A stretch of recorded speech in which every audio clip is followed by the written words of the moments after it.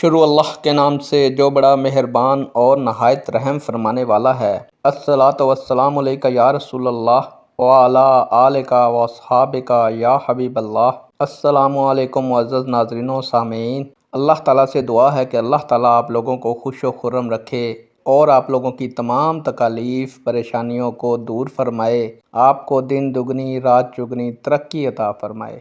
آج کی ویڈیو کا عنوان ہے حضور اکرم صلی اللہ علیہ وآلہ وسلم کی بارگاہ میں درود شریف پیش کرنے والے فرشتوں کی قوت سماعت۔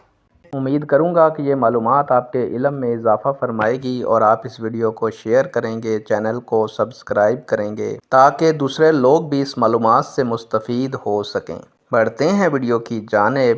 پیارے دوستو، نبی اکرم صلی اللہ علیہ وآلہ وسلم نے فرمایا، بے شک اللہ تعالیٰ نے فرشتوں میں سے ایک فرشتے کو پوری مخلوق کی باتیں سننے کی قدرت عطا فرما رکھی ہے، بس وہ فرشتہ میری قبر پر کھڑا ہے، سبحان اللہ، یہاں تک کہ قیامت قائم ہو جائے گی، پس میری امت میں سے جو آدمی بھی مجھ پر درود شریف پڑھتا ہے وہ فرشتہ کہتا ہے، اے احمد صلی اللہ علیہ وسلم، فلاں شخص جو فلاں کا بیٹا ہے نے آپ صلی اللہ علیہ وآلہ وسلم پر ان الفاظ کے ساتھ درود بھیجا، سبحان اللہ۔ ایک اور جگہ حضرت عمار بن یاسر رضی اللہ تعالیٰ عنہ کہتے ہیں کہ میں نے رسول اللہ صلی اللہ علیہ وآلہ وسلم سے سنا کہ آپ صلی اللہ علیہ وآلہ وسلم نے فرمایا،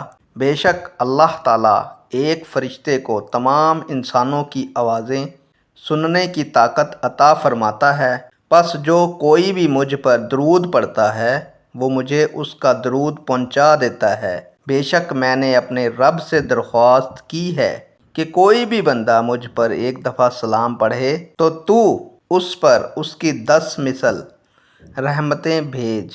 تو پیارے دوستو، ان مذکورہ روایات سے معلوم ہوا ہے کہ ایک فرشتے کو اللہ تعالیٰ نے اتنی قوت عطا فرمائی کہ پوری دنیا میں درود پڑھنے والوں کو جانتا ہے، بلکہ ان کے آباء و اجداد کے نام بھی جانتا ہے اور ان کی آواز بھی سنتا ہے۔ فرشتہ جو کہ حضور صلی اللہ علیہ وآلہ وسلم کا ادنا سا غلام ہے، اس کی اتنی قوت ہے تو آقائے دو جہاں حضرت محمد صلی اللہ علیہ وآلہ وسلم کی قوت سماعت اور علم کا کیا عالم ہوگا، اللہ اکبر۔ اور یہ علم و سماعت حیات نبوی کے بغیر ممکن نہیں۔ نیک دعاؤں کے ساتھ آپ سے اجازت چاہوں گا۔ اللہ تعالیٰ آپ کا اور میرا حامی و ناصر ہو۔ اللہ حافظ۔